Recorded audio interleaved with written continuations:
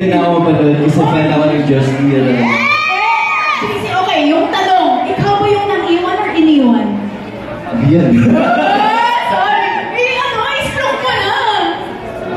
Depende siguro. Depende siguro. Okay, kaya naman JC, thank you so much for being here. Excited now. And enjoy the movie. Of course. Yes. Once again, SMC naman, JC Alcantara. Maraming salamat sa pagpunta. And ayun, enjoy mo ang pelikula. Ayan, punta ka lang muna sa side. JC! Iniwan or iniwan? Oh, pa. Fresh na fresh yung Sino? Correct. Fresh na fresh.